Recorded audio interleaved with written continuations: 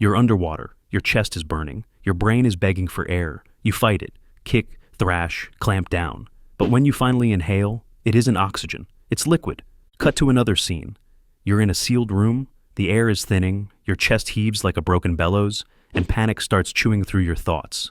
Cut again. You're stranded in a snowstorm. The cold bites until it's not biting anymore. It's just silence. 3 ways the body fails. 3 ways the mind unravels. Drowning, suffocating, freezing. But which is worse? Which one burns, which one drags, and which one tricks you into thinking it's mercy? Science has answers, but they're stranger, darker, and weirder than you'd expect. Why we're obsessed with this question. Before we dive in, pun fully intended, let's address why you're even here. Why do humans, safely sitting on couches, Google things like, what's it like to drown, or how painful is freezing to death? Blame your survival brain. The same neural circuits that make you rubberneck at horror movies or binge true crime also drive curiosity about extreme ways the body can fail. Psychologists call this threat simulation. Your brain rehearses terrifying scenarios so you're better prepared if they ever happen. So, no, this isn't about glorifying suffering. This is about understanding the biology and psychology of the scariest experiences our species fears most.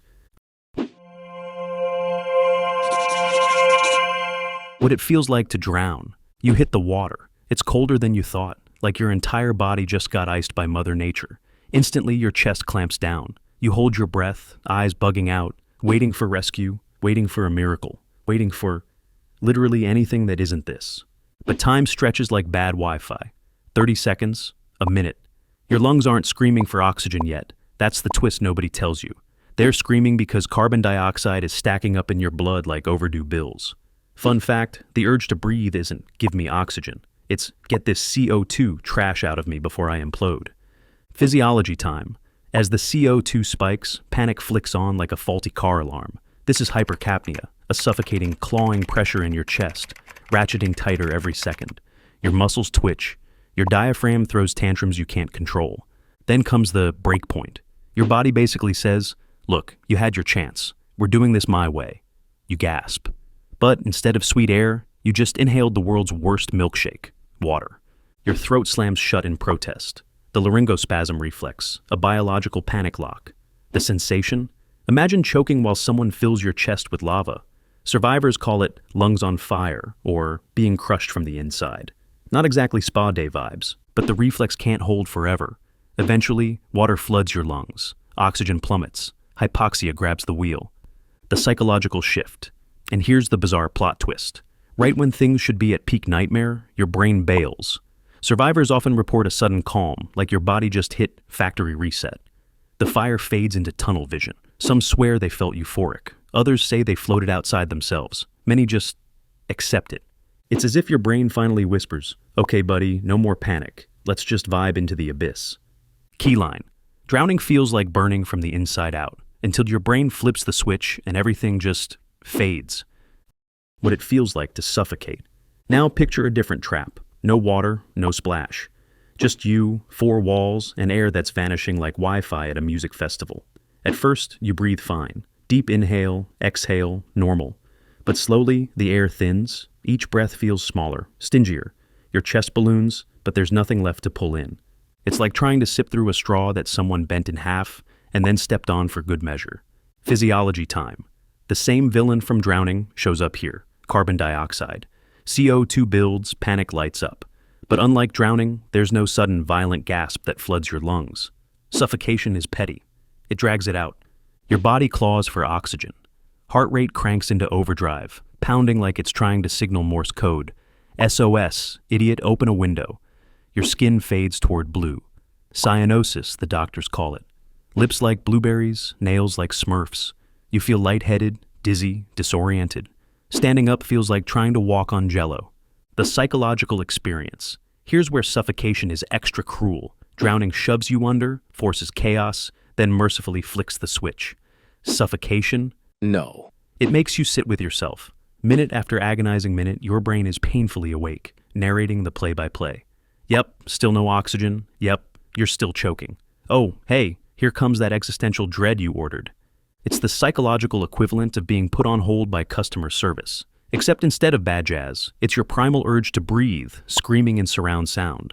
Survivors of near suffocation describe it as mental torture. Every instinct demands, inhale, inhale, inhale, and there's nothing to give. Your body knows the script, but the props department forgot the oxygen. Distinction. If drowning is a brutal sprint, fast, chaotic, like getting shoved off a cliff, suffocation is the marathon from HE double hockey stick. A slow grind, mile after mile. But each step is another reminder that your tank is empty. Scientists sometimes call it prolonged drowning without water. Personally, I'd call it the world's worst escape room. Keyline. Where drowning tricks you with a final fade-out, suffocation makes you sit in the panic, minute after minute. And hey, before your brain starts gasping just from thinking about this, tap that like button. It tells the algorithm you're still breathing. And if you want more strange, unsettling science, without the actual dying part, hit subscribe so you don't miss the next dive. What it feels like to freeze. Now the snowstorm. Your breath crystallizes midair like you're vaping pure icicles. Fingers stiffen into chopsticks you can't quite control. Every joint aches like someone replaced your blood with frozen Gatorade. At first it's fire, burning pain, then mercifully, the pain just turns down like someone fiddled with a dimmer switch. Physiology time. Stage 1. Violent shivering. You look like a human jackhammer auditioning for an earthquake role. Your body's frantically burning fuel to keep the core warm, but the hands? Useless. They turn into clumsy mitts. Dropping your keys in a snowstorm is bad. Realizing you can't even pick them up again is worse. Speech slurs, you sound drunk, but way less fun. Stage 2. Numbness. The pain checks out, but that's not mercy. It's your nerves waving the white flag. Fingers stop reporting back. You think, hey, maybe it's not so bad. Spoiler. It is that bad.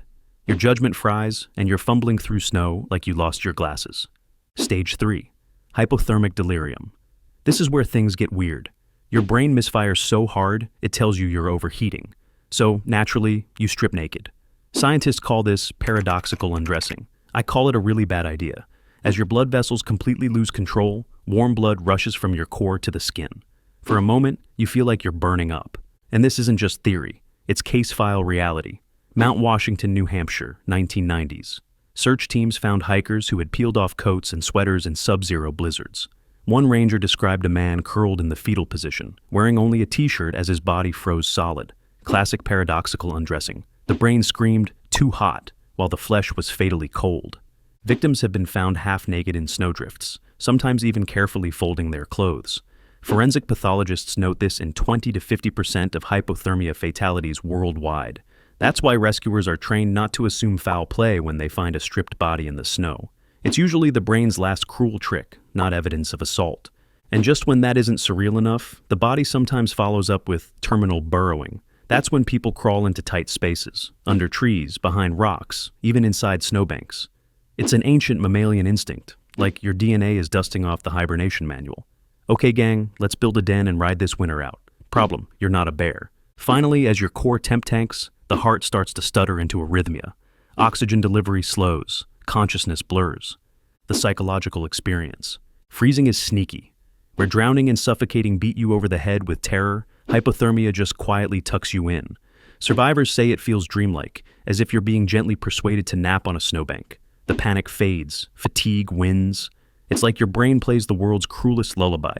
Keyline, freezing doesn't feel like dying. It feels like giving up, curling into warmth that isn't really there. Comparing the three. Let's line them up like contestants on the world's worst reality show. Survivor, Death Edition, Drowning. This one's a sprinter. It hits fast, hard, and ugly. You've got maybe 90 seconds of pure chaos. Chest on fire, brain screaming, "Where's the air?" Then, merciful blackout. Think of that opening scene from The Abyss, 1989, when Ed Harris is forced to inhale the liquid oxygen. His face screams, "This is the worst idea ever," and it's raw panic until he adapts. Except in real life, you don't adapt. You just fade. Drowning doesn't give you time to reflect on life choices. It just dunks you and says, game over. Suffocation. This is the endurance event. It drags on, feels personal. There's clawing, struggling, a desperate awareness that every second counts, and keeps counting. It's the villain monologue of deaths. Think of the bag over the head scenes in thrillers like Zodiac or Goodfellas, drawn out, messy, and deeply undignified. Suffocation isn't merciful, it's clingy. Freezing. Ah, the slow burn, or rather, the slow chill. It's long, miserable, and loaded with side quests. Shivering, numb hands, hallucinations, paradoxical undressing, terminal burrowing. But eventually, the panic fades, replaced by fatigue and a weird sense of calm. It's the artsy indie death of the bunch. You even get that dreamy montage vibe, like Jack Nicholson in The Shining, slowly freezing in the hedge maze, confused, exhausted, but eerily quiet. Or Leo in The Revenant, dragging himself through snowdrifts half delirious. Freezing is almost polite about it. Hey buddy, how about we just nap here? So, which is worst? Depends on your flavor of nightmare. Do you fear raw panic, drowning, prolonged torment, suffocation, or the slow unraveling of your mind, freezing? In short, drowning is like being jump-scared to death. Suffocation is like being trapped in a bad sequel that never ends. Freezing is like an art house film, confusing, beautiful, but still tragic. Keyline: every exit has its own director's cut. Fast horror, slow torture, or surreal dream sequence. Why your brain does this? Here's where science gets fascinating and oddly comforting. The human brain comes with built-in emergency exits. When stress is maxed out, it starts dimming the lights before you even leave the room. Oxygen plummets, cue the endorphins. A self-administered morphine drip. Calming, numbing, and basically saying, "Don't worry, champ, I'll blur the edges for you." It's the neurological equivalent of your mom putting a blanket over your head when the horror movie got too scary.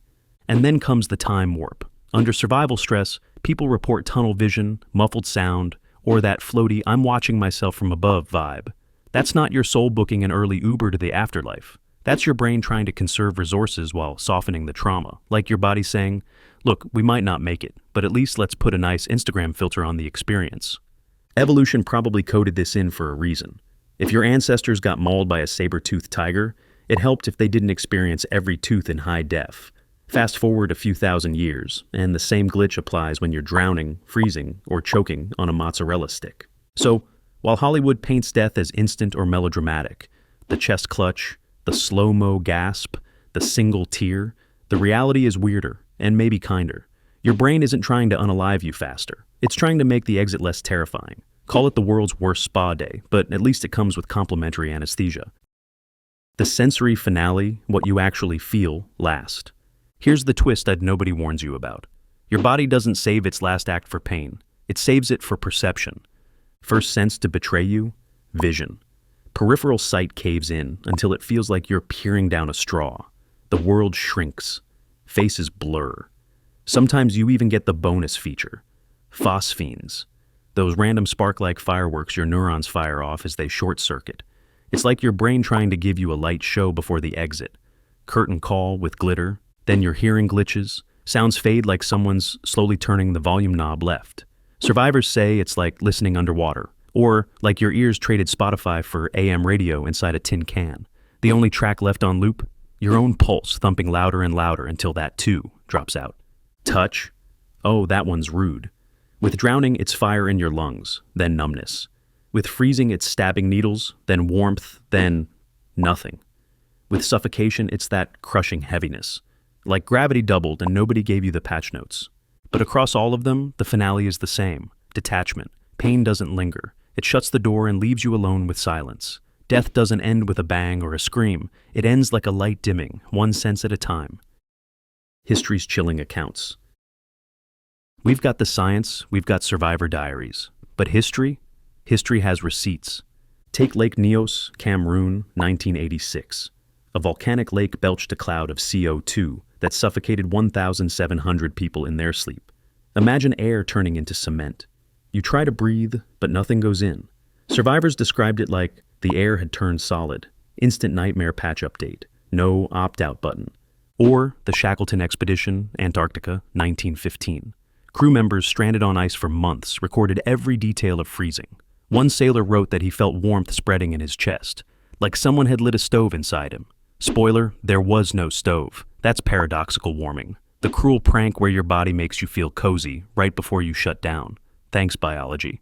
And the World War II, U-boats. Submariners trapped underwater. Watched CO2 climb. Men grew dizzy, staggered, then weirdly calm. Some even cracked jokes seconds before passing out.